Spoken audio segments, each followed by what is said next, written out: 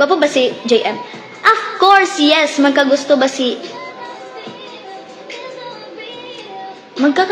si Fiang kay JM kung hindi?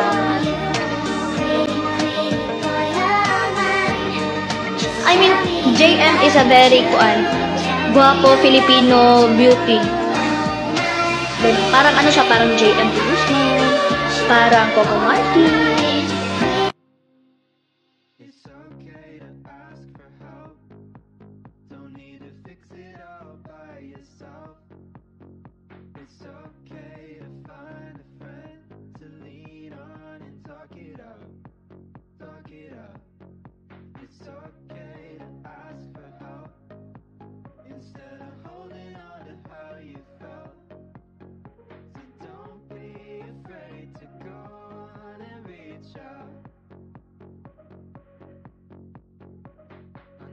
Sounds conflicting, but being sad can be addicting.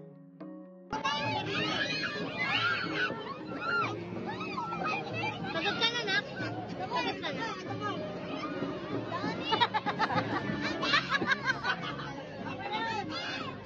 Kota na yan.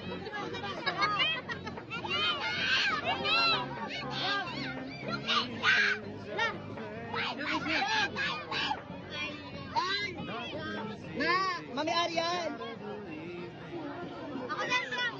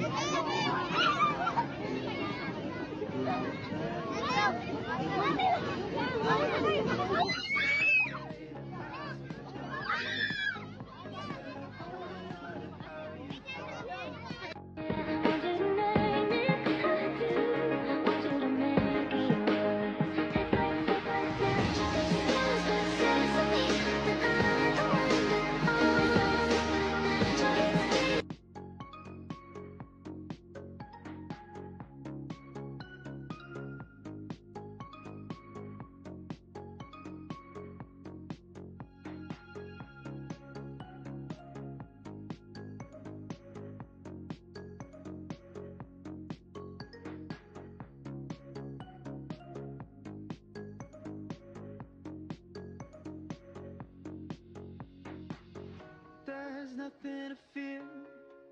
Oh, I know you'll find someone who hears you. Oh, I know you'll find someone who helps you through the Find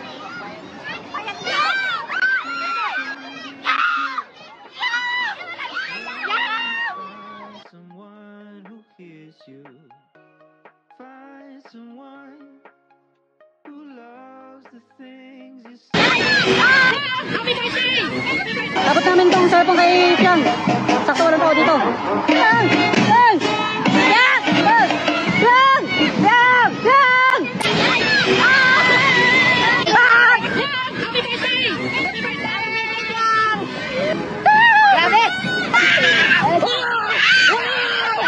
Hello, good afternoon po sa inyong lahat. Yes, actually, wala kaming balak talaga na naghahanap ng ganitong klaseng pelikula. Of course, nagpunta kami dun sa Busan, sa Cannes, kung saan kami pumupunta para bumili ng mga pelikula talaga. Pero yung, pagpasok namin sa Busan, sa entrance, kasama ko si Grace Kasimsiman, si Chox. Naglalakad kami, pinalabas bigla yung teaser nito. Tapos na-stop ako, sabi ko parang ang ganda-ganda nun, dalawang nanay, dalawang lola, tapos may lolo. So sabi ko, kunin natin kasi tayo pamilya tayo eh. Kaya ito yung storya niyan. Tapos actually po, pag bumibili ka abroad, hindi pa pakita sa iyo ang buong pelikula. Gut feel lang 'yon. Alam mo 'yon, pag nakita mo lang at nagustuhan mo, teaser padadalhan ka, bahala ka sumugal. Pero ito hindi kami nagkamaling sumugal dito, maniwala kayo. Okay? So, after nun, pagdating dito, tinignan namin pelikula.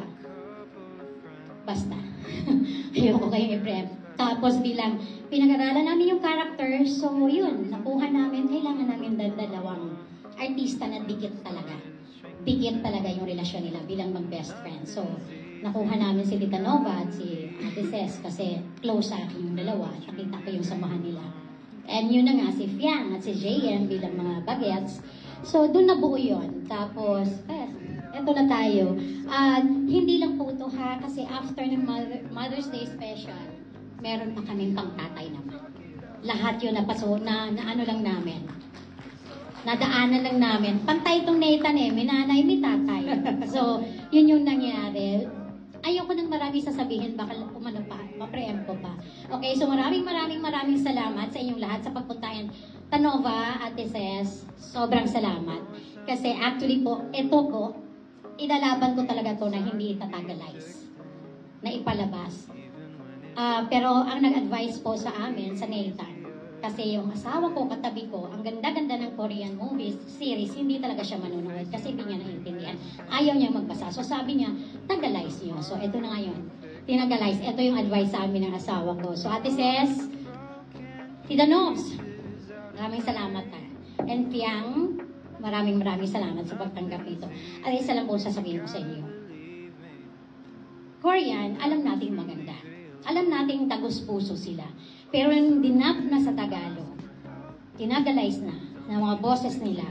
Kung umiyak ako sa Korean ng 5 beses, dito sobra-sobra. So, mas tagus pag Pinoy talaga. Yun, maraming salamat po. Thank you, Sylvia. Let me just call it Rhea. Ayan. Holding on to how you felt. Don't be afraid to go on and reach out.